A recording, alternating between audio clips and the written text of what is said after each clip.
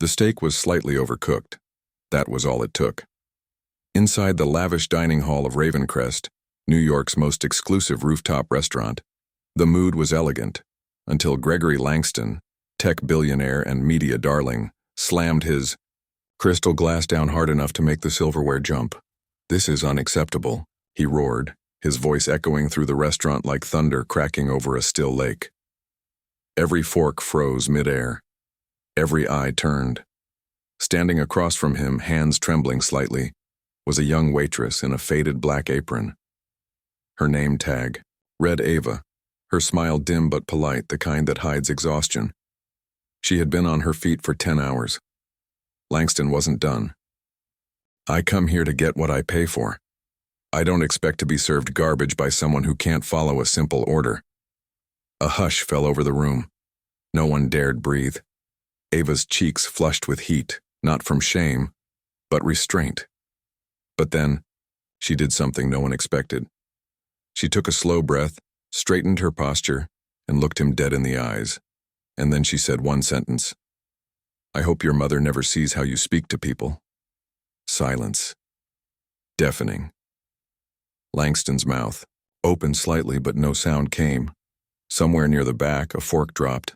Ava didn't run, didn't cry. She simply nodded at the stunned manager and walked back toward the kitchen, her spine like steel, her eyes glassy but proud. The story might have ended there. Viral moment. Internet clip. #justice. But something strange happened that night.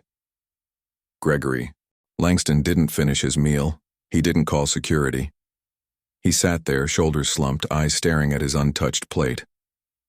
Long after the crowds thinned and the wine ran out, he remained. Then he disappeared.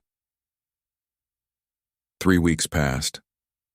Ava returned to her routine, balancing trays and overdue rent, studying nursing textbooks on breaks, holding her little brother's hand as he fell asleep after nightmares, until a letter arrived. No stamp, no return address. Inside, a short note. "You reminded me of who I used to be. Thank you. GL," and a check, $250,000, enough to pay off her family's debts, finish her education, and still have something left to dream. But that's not the ending either. A year later, a headline appeared in Forbes. Tech Titan funds kindness initiative in ITU low-income communities. At the ribbon-cutting ceremony of a new free clinic in Brooklyn, the press waited eagerly to see the billionaire. He never showed. Instead, a young woman in nurse's scrubs stepped forward to speak. It was Ava, her voice clear, her smile warm. She said, "Sometimes, one moment of cruelty can awaken a lifetime of kindness, if we dare to speak with courage and listen with humility." And in the crowd, hidden behind sunglasses and humility, Gregory Langston stood silently. No cameras, no stage, just tears in his eyes as he watched a waitress turned nurse change the world one patient at a time.